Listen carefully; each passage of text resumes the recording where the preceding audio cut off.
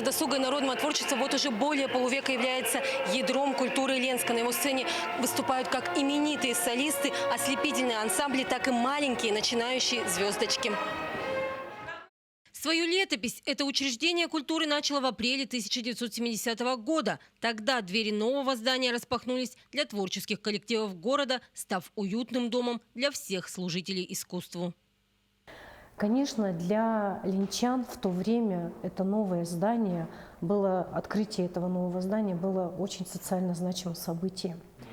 И буквально в стенах этого храма культуры начали возрождаться коллективы, творческие коллективы. Жемчужиной Центра досуга и народного творчества в те времена был театр, создателем и руководителем которого стал Александр Осокин. Режиссером театра была Лидия Мельникова. Именно с ее легкой руки пьеса «Таня» Алексея Арбузова покорила столицу республики, завоевала зрительскую любовь и принесла театру звание «Народный». Один из самых ярких воспитанников Лидии Мельниковой, тогда ученик 4-й школы Игорь Чирва, стал заслуженным артистом России. Всю жизнь отдал Иркутскому драматическому театру имени Охлопкова. Был его ведущим актером. Все хорошо помнят знаменитый Народный театр, который тоже занимал всевозможные премии на действительно престижных конкурсах и фестивалях. Очень много коллективов получили начало именно с 1970 года. За этих 50 с лишним лет Центр досуга и народного творчества пережил не одну реформу и трансформацию внутри структуры управления. С 2015 года сфера культуры Ленского района вновь претерпела изменения. Управление культуры города Ленска начало свою деятельность с 1 января 2015 года. Так началась новая веха в жизни Центра досуга и народного творчества. Свежую страничку в истории учреждения пишут новые действующие лица и давно известные всем герои. Сегодня Центр досуга и народного творчества строит свою работу по принципу «сохрани и приумножь». У нас в нашем здании можно найти кружки на любой вкус и на любой возраст. Функционируют клубные формирования, всевозможные любительские объединения и кружки по интересам. Вот уже 3 года в Центре досуга и народного творчества работает изо-студия «Палитра» под руководством Полины Башинской. Дети у нас занимаются от 5 лет, то есть есть группа дошколят. Больше всего детей младшего школьного возраста, где-то 6-7 лет, таких 2 группы. И старшая группа 10-12 лет. С малышами очень много используем нетрадиционные техники, там пальчиковое рисование, ватные палочки, вилочки и так далее. Старшие детки, вот с ними как раз-таки уже стараемся больше проводить бесед, что-то об искусстве, о жанрах, о художниках. Бывали у нас даже занятия по копированию, что у Ван Гога как-то мы рисовали «Звездную ночь», тоже детям очень интересно это. Яркие краски для самого весеннего праздника Международного женского дня. Ученики из-за студии приготовили подарки для своих мам. Скоро 8 марта, мы рисовали девочку, где у нее там всякие листики, на голове украшения. Я этот рисунок подарю маме. Изюминкой Центра досуга и народного творчества всегда были хореографические коллективы. А росинки знают не только в Ленском районе, а далеко за пределами республики. Ансамбль функционирует с 1985 года. И некоторые участники первого состава до сих пор в строю. Ну, нравится, тянет сюда, все равно в коллектив. Это сколько лет вы занимаетесь? С самого основания.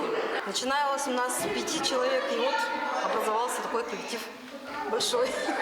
Время находится, танцуем, выступаем. Без этого уже никак. Скучно. Среди юных звезд росинки много талантливых девушек, которые на протяжении долгих лет украшают коллектив. Но я хожу с 4 лет, и получается уже 7 лет.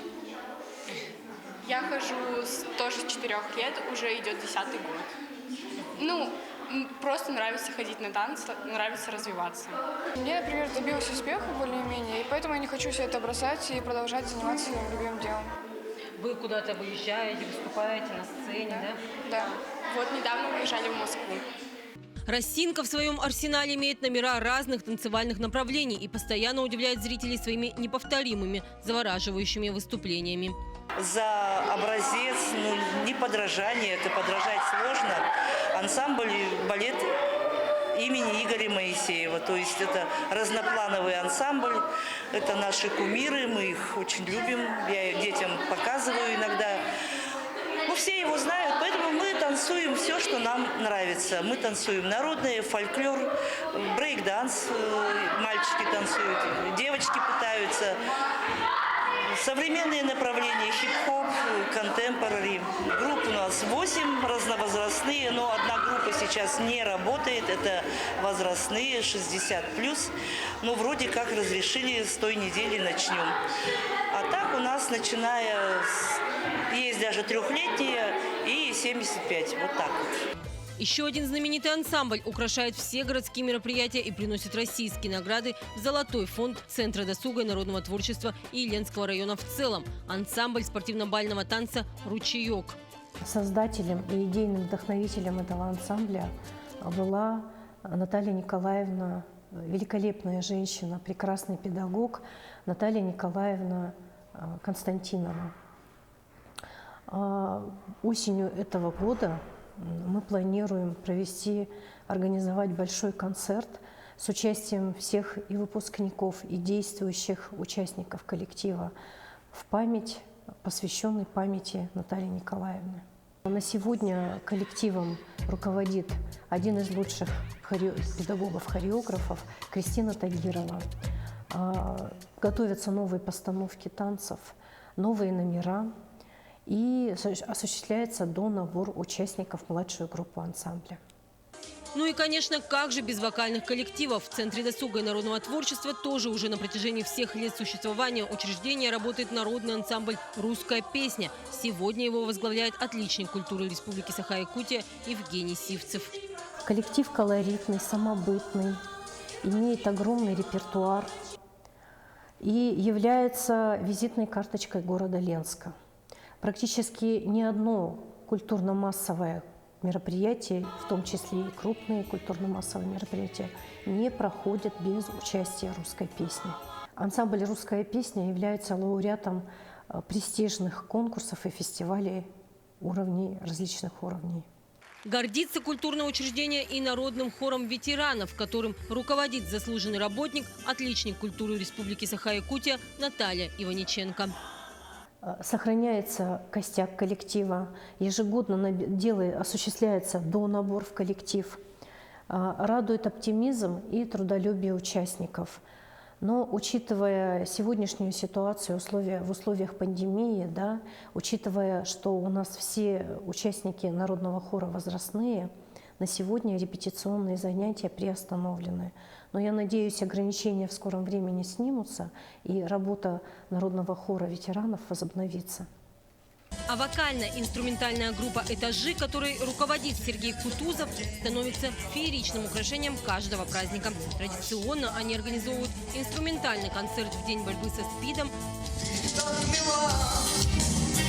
Но как же сложно заговорить с тобой сейчас, но буду смел, и все возможно. А если страшно, это только в первый раз. Последние годы большой популярностью в России пользуется направление «Handmade», которое уже не нуждается в переводе. В Центре досуга и народного творчества есть объединение женщин-рукодельниц. Кружок «Handmade» объединил рукодельниц города, желающих творить своими руками и реализовывать свое творчество. А руководитель хендмейд-студии Эльвира Кузьмина сама искусная мастерица. Помимо рукоделия, она прекрасный кондитер и проводит мастер-классы для малышей. На одном из таких детки изготавливали вкусные капкейки. Интерес к такому мастер-классу прежде всего появился у девочек. Процесс оказался увлекательным и вкусным. Процесс заключается в том, что дети должны были научиться правильно начинять капкейки, то есть они с начинкой идут, и правильно покрывать и оформлять кондитерское изделие. Ну и, конечно, как не попробовать такую красоту. Я сделала 3 капкейка, но я не удержалась и съела 1. А эти я приготовила для мамы и папы. Еще одно вкусное направление появилось в учреждении культуры «Карвинг». Здесь можно научиться красиво и оригинально вырезать фрукты и овощи, что придаст праздничному столу неповторимый облик. Вырезание из овощей и фруктов называется искусство тайского карвинга, потому что это искусство пришло к нам из Азии, из Таиланда. А родиной карвинга является Китай. Там это искусство зародилось, имеет многовековую историю. Начинаем с самого тоненького, с этого кончика. Сворачиваем на себя. Вот так. В обычный рулик, в плотненький. Насквозь прокалываем все лепестки. Но даже если у вас не получилось, вы не отчаивайтесь. Всегда можно добавить дополнительный декор. Взрослые и маленькие линчане могут найти себе любое занятие по душе в Центре досуга и народного творчества. При этом все кружки здесь бесплатные. Существует также кружок «Лоскуток», который реализовывает основы лоскутного шитья, а также занимается помощью в реставрации одежды. Также у нас действует клуб общин, национальных общин «Радуга дружбы». И общины у нас участвуют практически во всех наших крупных массовых мероприятиях уличных. В 2021 году возобновил свою деятельность в парке шахматный клуб. Ну и, конечно, помимо кружковой работы на плечи сотрудников ЦДНТ ложится такая весомая ответственность, как организация всех городских мероприятий. Это и День города, и новогодняя ночь, и проводы зимы, и ИСЭХ, и День защиты детей, а также всевозможные концерты, фестивали, конкурсы. Это и возведение ледовых скульптур, и новогодний экспресс. Мы, городское управление культуры, решили создать людям предновогоднее настроение. Одеваемся в различных персонажах зимней тематики, новогодней, и едем, просто создаем настроение, раздаем конфеты. Также при ЦДНТ работает развлекательный центр «Спектр», в зале которого проходят новогодние утренники, различные праздничные мероприятия. А в 2020 году в Ленске именно в Центре досуга и народного творчества появился долгожданный кинозал. Новый кинозал в Центре досуга и народного творчества города Ленска модернизирован при поддержке Министерства культуры Российской Федерации и Фонда кино. Он оснащен в соответствии со всеми современными требованиями, а комфортные условия созданы при содействии городской власти и спонсоров. Торжественное открытие состоялось в онлайн-трансляции при участии главы республики Саха-Якутия Айсене Николаеве. Он поздравил ленчан с этим значимым событием. Поздравляю ленчан с радостным событием. В преддверии Нового года открывается новый кинозал. От всей души благодарю коллектив Центра досуга и народного творчества за успешное участие во всероссийском конкурсе. Замечательно, когда работники культуры так болеют за свое дело. С 2015 года в состав городского управления культуры вошел и парк, который за последние 6 лет модернизировался до неузнаваемости. Появились современные спортобъекты, место для скейтбордистов, уличные тренажеры под навесом от дождя, современная площадка для подростков с лазами из паутины, так называемой горкой-трубой, качелями с удерживающими устройствами для малышей, песочницы, тротуарные дорожки, освещенные стильными фонарями, умная лавочка, на которой можно зарядить гаджет и, конечно, необычные арт-объекты. В прошлом году в июле был открыт мультифункциональный центр с кафе, а в декабре переоборудована дирекция парка под прокат коньков и залит каток, который теперь пользуется большим спросом. Пополняется парк и аттракционами. С 2021 года в ведение ЦДНТ переданы и такие городские места общего пользования, как памятник первопроходцам, площадь Победы, сквер авиаторов. Ну а за кулисами праздников зачастую остаются многие работники, чей труд не бросается в глаза, но без него невозможно реализовать все в полном объеме. ЦДНТ открыто всегда, и летом, и зимой, в любое время. Можно найти тут занятия на любой вкус, на любой возраст. Мы всегда рады новым нашим посетителям. Проводятся у нас еще всевозможные выставки. Выставки художников, наших местных художников. Учреждение с каждым годом наращивает свои показатели по количеству мероприятий и по охвату. Но это одна из задач нашего учреждения – привлекать как можно больше народу. И эти показатели, мы по этим показателям отчитываемся и в статистику, и в свое ведомство по линии Министерства культуры. И буквально вот с прошлого года был введен еще такой дополнительный показатель эффективности работы учреждения, как счетчик на сайте. Счетчик сайта «Прокультура». До нас доведены также эти показатели. По этому показателю отчитывается наш глава республики Илдархан Айсен Сергеевич Николаев. И буквально за 2 месяца ЦДНТ выполнил полугодовой план. Его сайт посетило 7000 человек. А это говорит о том, что Центр досуга и народного творчества пользуется популярностью у линчан и гостей города. Их мероприятия как в онлайн, так и в офлайн формате проходят на ура. Их коллективы оставляют яркий след в истории культуры Ленского района.